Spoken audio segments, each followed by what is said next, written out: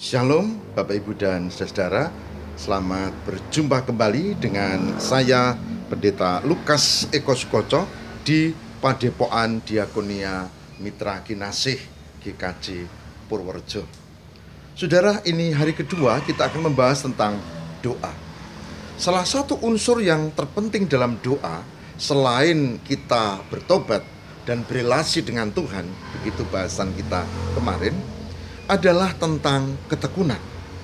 Ya, ketekunan dalam doa, atau doa harus dengan penuh ketekunan. Ada banyak anak Tuhan, ada banyak orang beriman, ada banyak pengikut Kristus yang di dalam kehidupannya dia berdoa, dan setelah berdoa dan tidak ada jawaban Tuhan, lalu dia putuskan untuk berhenti berdoa. Serahlah, luwelah, asben wae. Nah, dia tidak tekun dalam doa. Saudara, ada cerita yang menarik tentang hal ini. Ada seorang perempuan yang sedang punya persoalan hukum ya.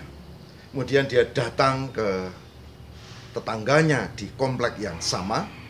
Cuma dia tahu, satu, dia bukan orang kaya. Dua, tetangganya yang ahli hukum ini bukan orang yang ramah. Selain orangnya itu agak angel, sulit untuk dihubungi, bahkan juga hitungan dalam hal keuangan, relasinya dia juga tidak begitu baik. Ya, tetangga biasa sajalah, jarang ketemu. Levelnya beda ya, ibu ini ibu rumah tangga, sementara tetangganya yang bapak ini adalah ahli hukum. Saudara, dia datang dan dia sampaikan maksudnya, dia minta tolong supaya persoalan hukum ini bisa segera selesai, ini urusan warisan. Karena dia merasa diperlakukan tidak adil. Tapi si bapak yang ahli hukum ini melihat ibu ini ya melarat sih tidak, tapi bukan orang kaya.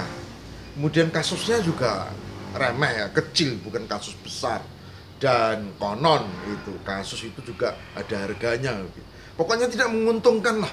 Maka dia mengatakan, ya saya banyak pekerjaan, saya tidak bisa menjanjikan apa-apa. Ya, sebetulnya dengan kata lain, saya menolak gitu ya. Tapi dia tidak terus terang. Ibu ini pulang. Waktu berganti, tapi beberapa hari kemudian dia datang lagi. Dan dia mengatakan hal yang sama, saya mengharapkan pertolongan Bapak karena begini, begitu, begini, begitu.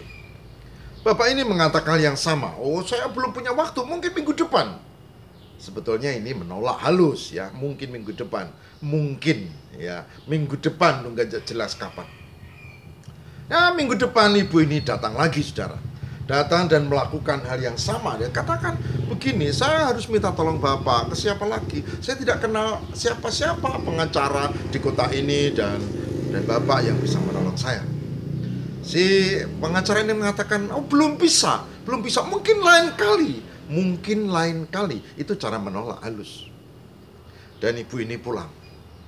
Tapi minggu berikutnya dia datang dan tidak ketemu, dan bilang sama istrinya, saya ingin ketemu untuk urusan penting, urusan pekerjaan dengan Bapak. Saudara, Bapak ini begitu pulang, istrinya lapor, si ibu itu datang lagi ini dan tidak ketemu, dan dia sudah berkali-kali datang. Kalau tidak salah 4 atau 5 kali katanya. Saudara, apa yang terjadi?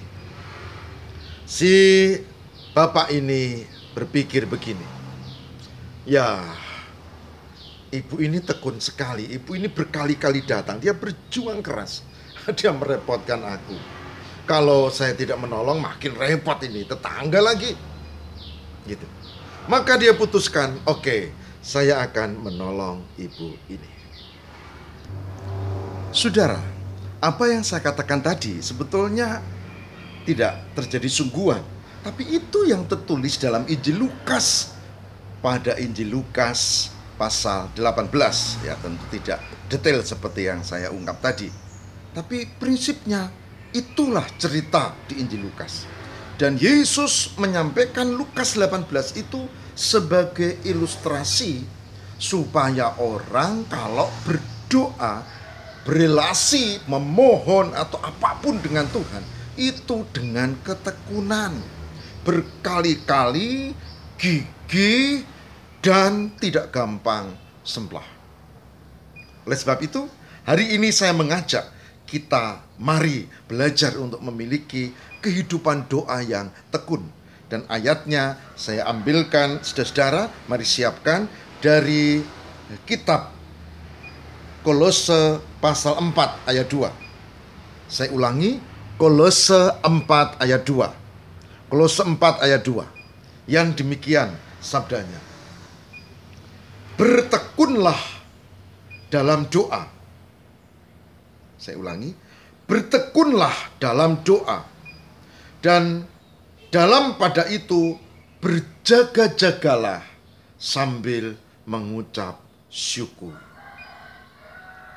Kolose 4 ayat 2. Bertekunlah dalam doa. Dan dalam pada itu berjaga-jagalah sambil mengucap syukur. Saudara, mari bertekun dalam doa. Jangan gampang semplah. Kita punya permohonan, kita punya ungkapan apapun dalam doa, tapi lakukan dengan tekun. Hadapi hari ini dengan doa yang penuh ketekunan. Amin. Mari kita berdoa. Semoga Tuhan memberkati kami dan memampukan kami untuk memiliki kehidupan dan kualitas doa yang baik, yaitu doa dengan ketekunan. Semoga Roh Kudus menolong dan menyertai kami, sehingga kami menjadi pribadi orang yang beriman, bukan sekedar beragama, tapi beriman dengan kehidupan doa yang tekun. Tolonglah kami, terutama yang sedang bergumul dalam penderitaan, dalam sakit penyakit, dalam persoalan, dalam kesulitan, dan macam-macam masalah. Tolonglah ya Tuhan, kami memiliki doa yang tekun. Terima kasih Tuhan.